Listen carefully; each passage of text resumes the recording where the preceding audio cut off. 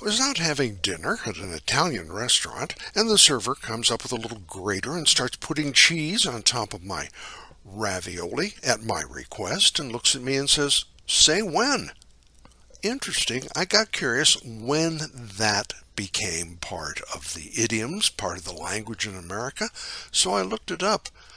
It's kind of interesting on its face, and it's kind of interesting on what we're going to be talking about today. Come on in, we'll talk it over.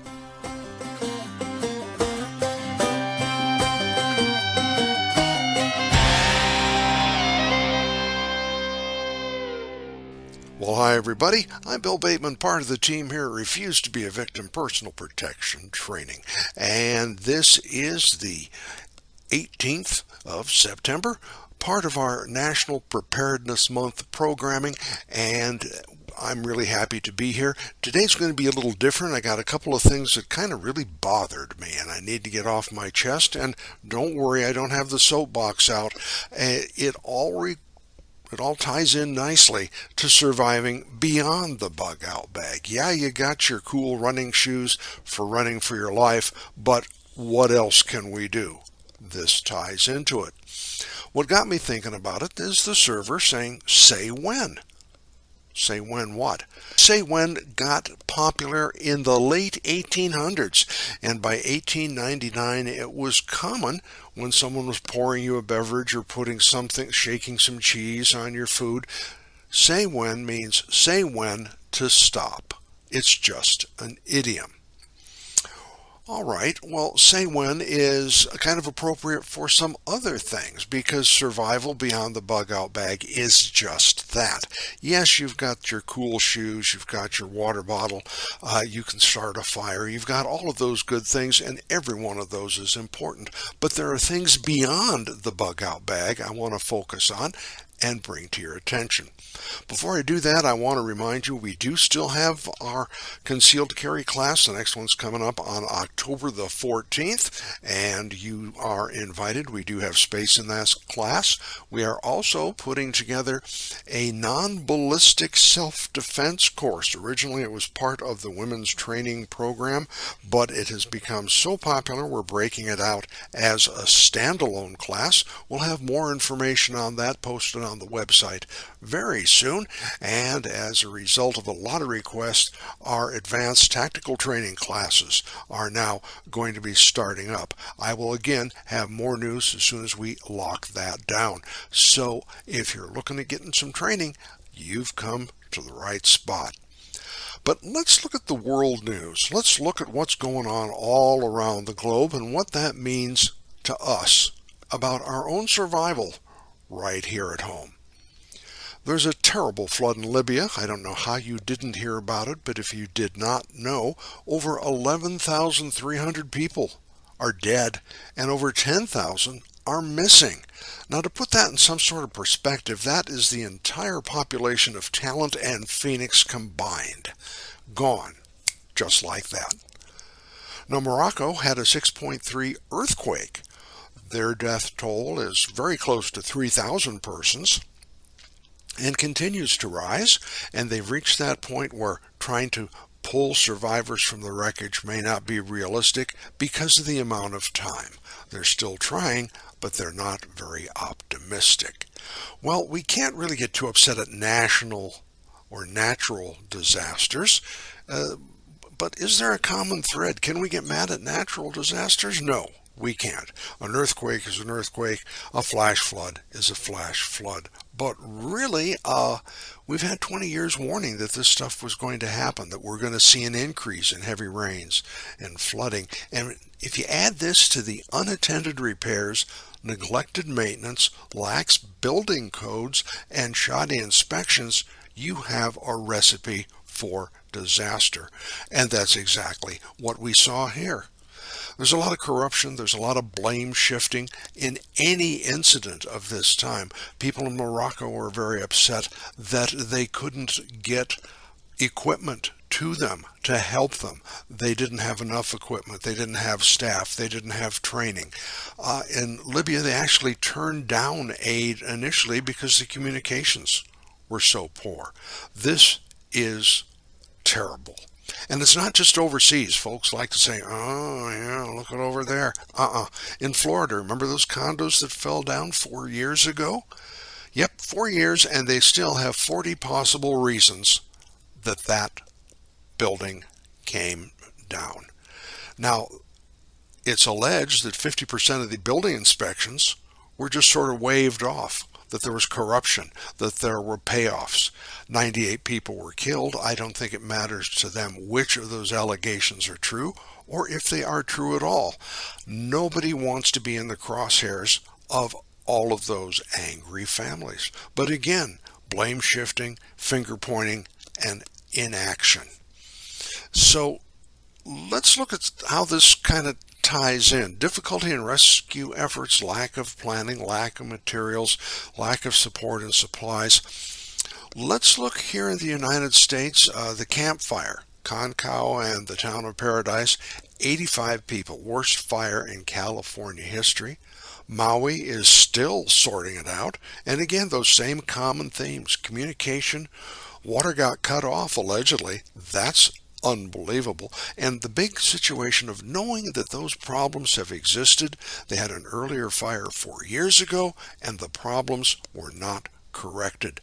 This has to go to both the residents and the officials. And this is not a case of, yeah, okay, guys, we warned you. This is a case of people not listening, not acting, turning a blind eye and kind of looking down the road because it's not going to happen here.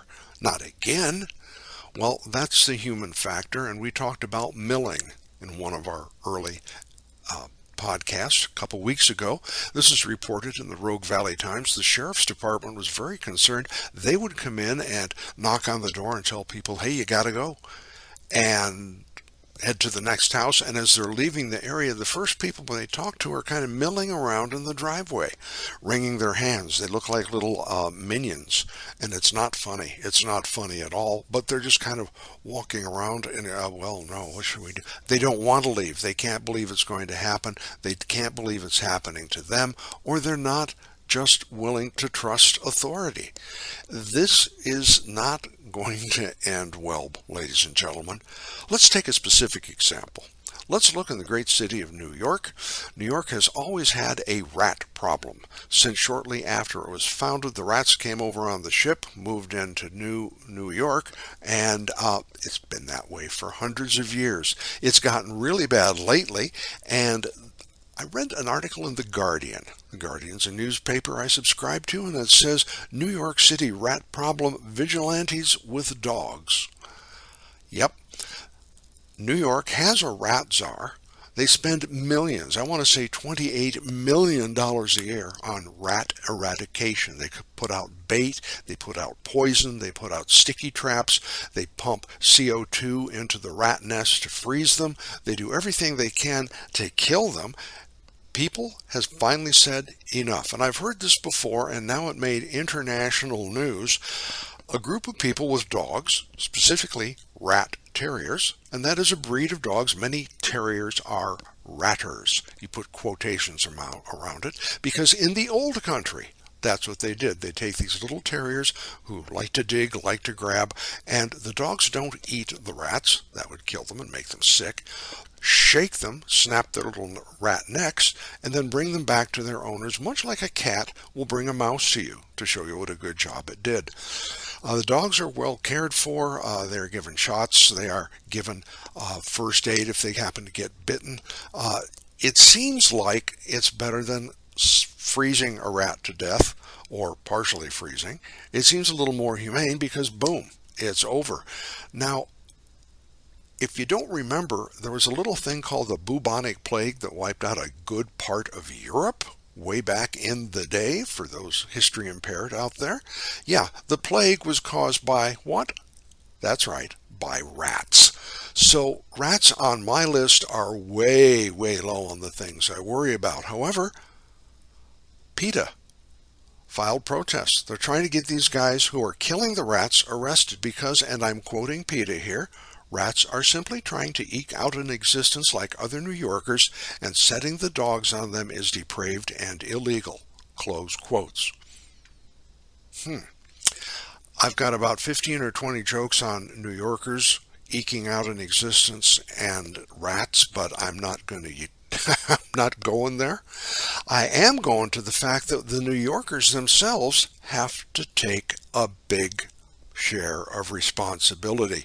Whether you side with PETA or whether you side with the people taking out the dogs, the point is the rats couldn't exist without something to eat, without some place to be.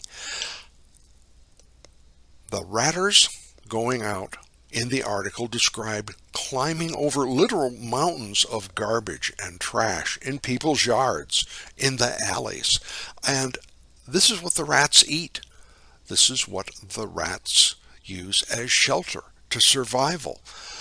Yes, they get in the sewers. Yes, they get in other areas, but easy pickings, like half a Domino's pizza or other garbage just out and about. People, what are you doing? What in the wide world of sports is in your mind to let the trash get this bad? I know I'm going to hear from somebody in New York. I know I have an audience beyond Medford here. We did some surveys. We got people actually overseas. But I do know there are folks that listen to us all over. We work very hard, and I can't say what you should do. I'm not doing that. I'm saying at our house, we don't want a rat problem. We live close to a field of agriculture, and with all of the fires and the fact that you can go downtown in Ashland and you've got deer, you've got cougar, you've got bears. It's in downtown. You don't have to go out in the country to see the wildlife. Go out in your backyard. And what are they after? They're trying to get in the garbage cans, or they're eating your fruits and vegetables. If you're making it easy for rats, and rats don't need a ton of stuff to survive, just a few crumbs, that's going to cheer them up considerably. Every single resident in New York has a conscious decision, just as I have a conscious decision right here. I can take that cheeseburger I can't finish and I can wrap it up and put it in the trash can, or I can toss it out the car window. Littering, yeah, but garbage and filth and waste and all that kind of stuff is going to come back and get you with rats and with disease. There's a story I won't read here, but it's about how the rat outbreak finally was addressed in 1923 in New York, and it concerns rats and a hospital. I'm not going any farther than that. It kind of upset my stomach. Rats will move in and take over. So again, this is the human factor. This is the same as ignoring a dam inspection, as not getting your supplies put together, whether you are a Moroccan village or whether you're my neighbors next door. We are responsible for what happens to us. Let's take it to the next step. They call these folks in New York who got together, using dogs specifically bred for the purpose of killing rats, vigilantes.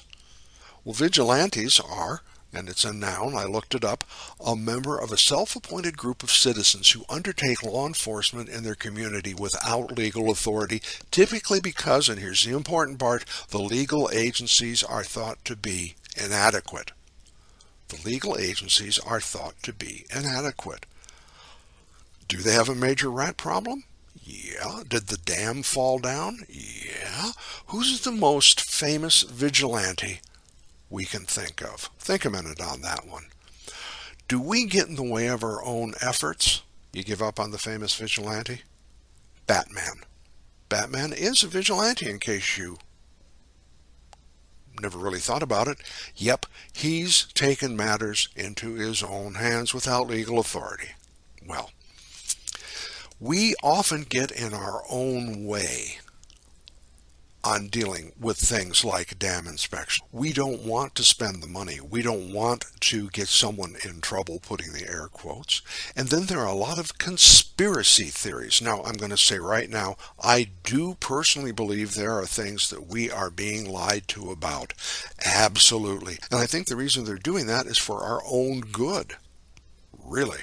I also believe that things get so far out of whack, so just out of control. People need to believe in an invisible enemy, a magical cabal with superpowers, and that way it's them that are causing the problem. That way we can put a name on it and we can be angry at it, and you've got a target for your rage. Unfortunately, it doesn't exist. It's an invisible target. You see, it's not my fault. It's them, those shadowy people. Okay. Yes, a firm look at, oh, really, did that happen, is good.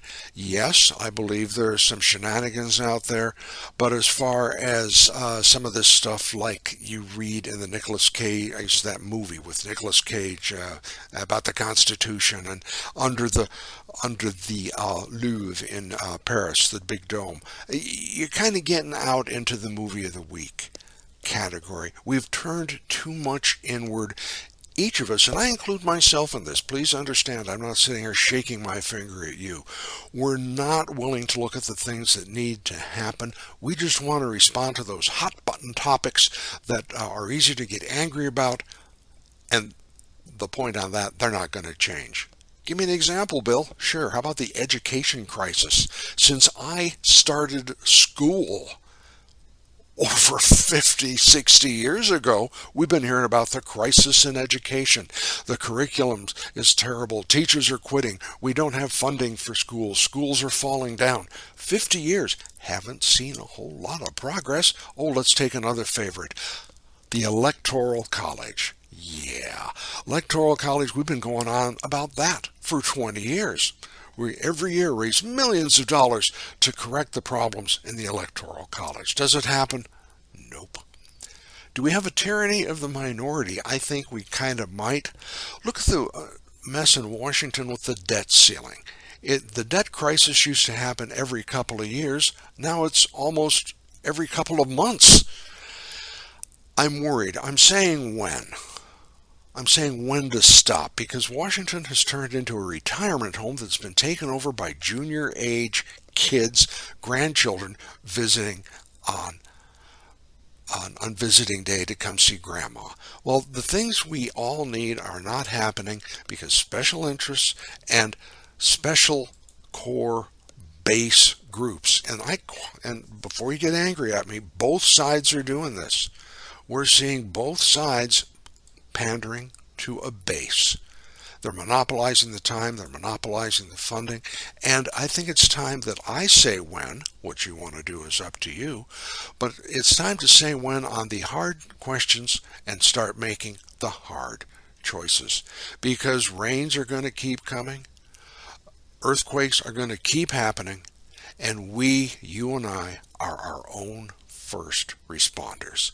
So think about this. It's easy to get mad. I had a lot of trouble actually getting this getting this down. I want to make sure that I'm very, very clear. I'm not blaming any specific group. I'm blaming myself primarily. Too often we are lazy. We don't want to stand up and make those choices, ask those questions. And I do know when I have asked those hard questions of legislators, they walk away. They don't want to talk to me. So it's time to consider who we're putting in office in both parties. Until then, surviving beyond the bug out bag is your responsibility. It's my responsibility.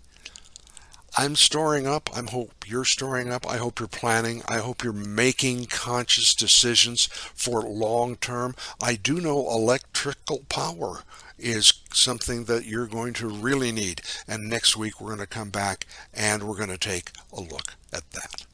That's all I've got to say. I hope to see you out at the range for a class. I hope to see you next time here for Survival Beyond the Bug Out Bag. Share this program, download it, subscribe, and as I mentioned before, we now have Facebook pages and Facebook groups for both the shooting range, Refuse to be a Victim, Personal Protection Training, and for here, the Survival Beyond the Bug Out Bag. So we've got information and additional things happening there. Until then, be safe, watch your six, stay healthy, stay cool, and God bless.